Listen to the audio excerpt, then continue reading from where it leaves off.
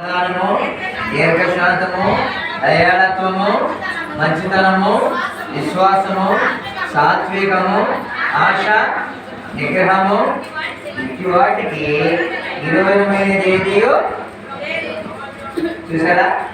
ఆత్మ ఫలాలు మనం నేర్చుకోవాలి. అర్థమైందా? మనం నేర్చుకోవాల్సింది ఏంటి? ఆత్మ ఫలాలు. ఇవి ఉన్నప్పుడు కుటుంబాల్లో గొడవలు, ఇరుకులు, ఇబ్బందులు, కుట్రలు, కక్షలు ఇవన్నీ ఉంటాయా?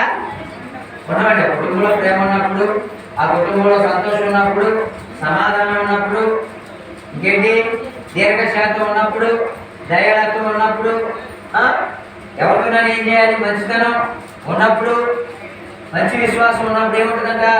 ఆశ ఆశ కూడా తప్పు కాదు, కానీ మితిమీరిన ఆశ ఏం చేస్తుంది?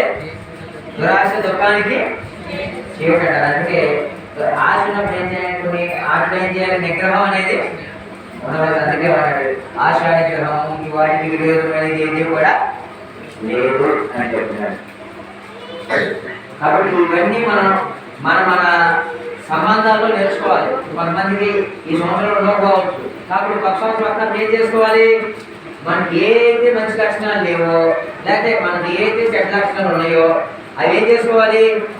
ఇప్పుడు మనకి ఏదైనా ఇప్పుడు మన శరీరాన్ని నాశనం చేసేది ఏదైనా మనం దూరం పెట్టుకోవాలా వద్దా? పెట్టుకోవాలి. తర్వాత మనం బాగు చేసేది ఏదైనా మనం స్వీకరించాలా వద్దా? ఒక దాని వల్ల మనం మీరు దొరుకుతాను, మనం ఏం చేయాలి? దాన్ని అవలంబించడం తప్పేమి కాదు. అదేవిధంగా ఒక మన అలవాటు మనల్ని నాశనాన్ని నడిపిస్తుంది అనుకోండి, మనం ఏం చేయాలి? పాతాన్ని వదిలేసి కొత్త లక్షణాలు నేర్చుకోవాలి.